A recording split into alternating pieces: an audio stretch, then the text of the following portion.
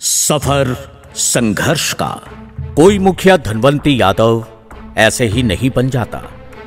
बिहार के गया जिले के परैया प्रखंड के सोलरा पंचायत में 2016 में पहली बार कोई महिला दिल्ली से आकर गांव में मुखिया बनी, क्योंकि वो पढ़ी लिखी बीकॉम ग्रेजुएट और अच्छे खानदान से थी।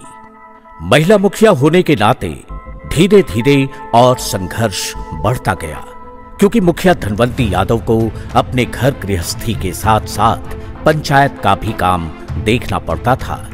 यही नहीं, जब वो गर्भवती थी तब भी अपने गांव में जाती थी और लोगों के समस्याओं का समाधान करती थी। बहुत तकलीफों का सामना करके अपने पंचायत में विकास कार्य किए हैं। पहली प्राथमिकता थी पंचायत में शांति व्यवस्था को कायम रखना। गोद में लिए नन्ही सी मुस्कुराती बच्ची को लेकर भी पंचायत का भ्रमण करती थी।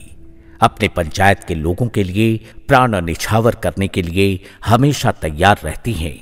इसका जीता जागता उदाहरण है, जब पूरी दुनिया कोरोना के समय कराह रही थी, लोग अपने घरों में बंद थे, तब मुखिया धनवंती यादव अपनी नन्ही सी बच्ची को लेकर पंचायत के कोरोना सेंटर पे निरीक्षण करती रही। घर घर जाकर वार्ड सदस्यों के माध्यम से लोगों को मास्क और साबुन का वितरण किया। यही नहीं, मुखिया धनवंती यादव गरीबों की मसीहा है। जात पात धर्म से ऊपर उठकर हर तबके को एक सूत्र में बांधकर अपने क्षेत्र में विकास की गंगा बहा रही है धनवंती यादव। देश आजाद हुए 73 साल हो गए, लेकिन आज तक कोई भी सोलरा पंचायत का मुखिया इस तरह का कार्य नहीं किया। जैसे कि जब प्रधानमंत्री आवास योजना का नाम जोड़ने के लिए सोलरा पंचायत में सरकार के द्वारा निर्णय लिया गया, तब पहली बार डंका पिटवाकर घर घर कॉलोनी में नाम जुड़वाया गया। बिहार के मगध क्षेत्र में सबसे ज्यादा कॉलोनी का नाम सोलरा पंचायत में आया है। इसके पीछे वजह क्या है, आप सभी लोग जानते हैं। अगर ईमानदारी और मेहनत से काम किया जाए तो सफलता जरूर मिलती है। सबसे बड़ी बात यह है कि धनवंती यादव खुद लोगों के घरों पर जाकर निरीक्षण करती है।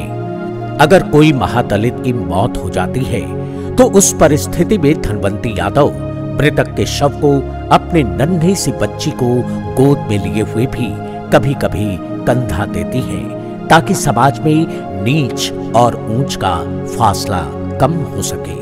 सबसे बड़ी बात यह है कि मुखिया धनवंती यादव मरीज को अपना परिवार समझकर इलाज करवाती है। सरकार को तो छोड़िए, अपने निजी पैसे से भी इलाज करवाती है। एक दिल दहला देने वाली कहानी है। एक दिन अचानक सूचना मिली कि सोलरा गांव के मुस्लिम टोला के एक गरीब महिला का पैर सड़ गया है। ये सूचना पाते ही धनवंती यादव और उनके पति तुरंत उसके घर गए और तुरंत मेडिकल सुपरिटेंडेंट से बात करके उस मरीज को गया अस्पताल में भर्ती करवाया गया। करीब 8 दिन सरकारी अस्पताल में भर्ती रहने के बावजूद उसका पैर का ऑपरेशन नहीं हो सका। वजह यह थी कि उस महिला का पैर का निचला हिस्सा बिल्कुल सड़ गया था। यहां तक बिहार के स्वास्थ्य मंत्री मंगल पांडे के द्वारा पैरवी भी किया गया। उसके बाद डॉक्टर ने कहा कि मरीज को करीब करीब 2 बोतल खून चाहिए। किसी तरह 2 बोतल खून दिया गया। खून देने के बाद भी पैर का ऑपरेशन नहीं हो सका। अंत में मरीज और उसके परिवार को अपने घर सोलरा लाना चाह रहे थे, क्योंकि वो उस मरीज का इलाज प्राइवेट अस्पताल में नहीं करवाना चाहते थे।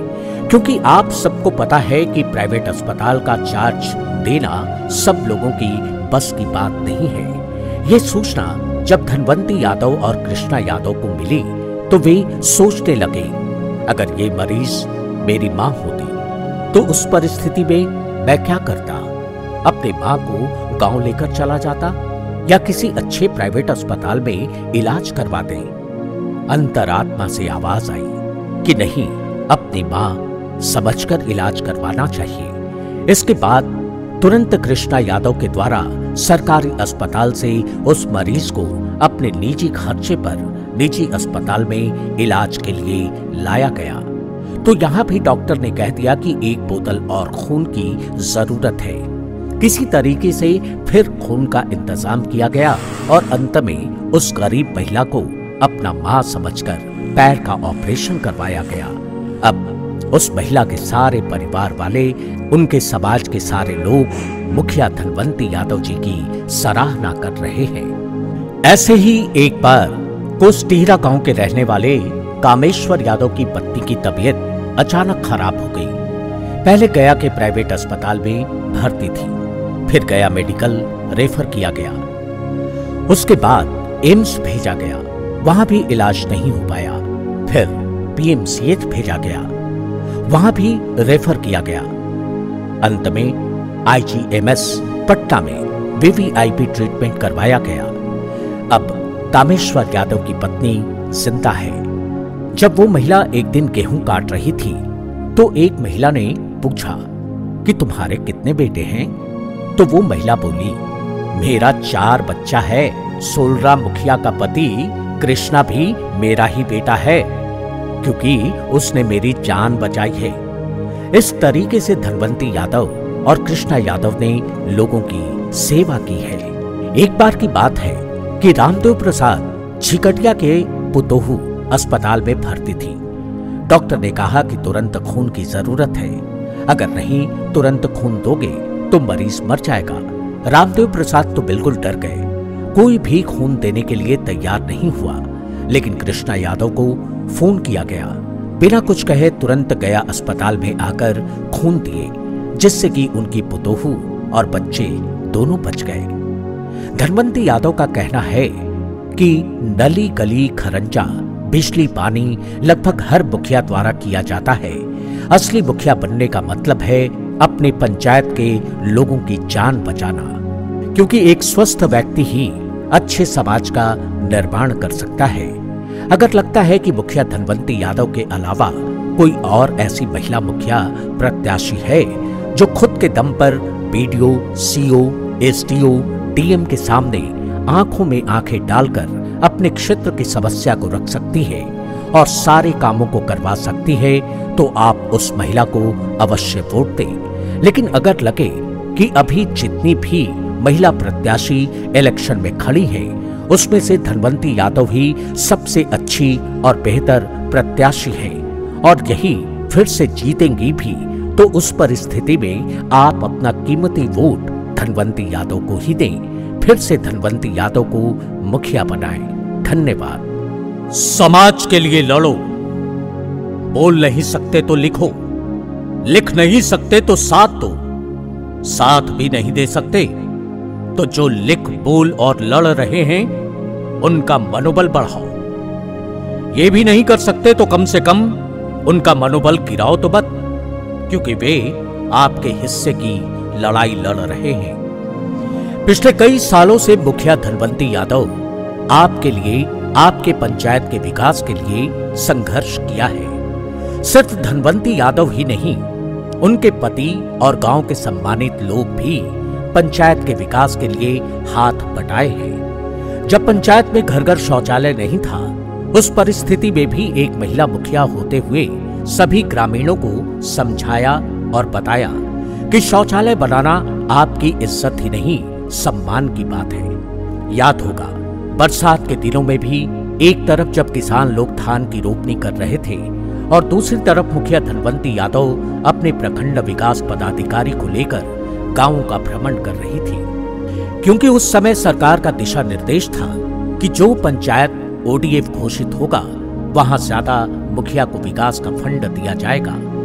सभी ग्रामीणों की मदद से सोलरा पंचायत में लगभग हर घर में शौचालय बन चुका है और लगभग 95% लोगों को शौचालय का पैसा मिल चुका है। जिन लोगों को शौचालय का पैसा नहीं मिला है, उनका फॉर्म भरकर डिस्ट्रिक्ट में जमा कर दिया गया है। सरकार से जैसे ही आवंटन आएगा, उन सभी लोगों को भी शौचालय का पैसा मिलेगा।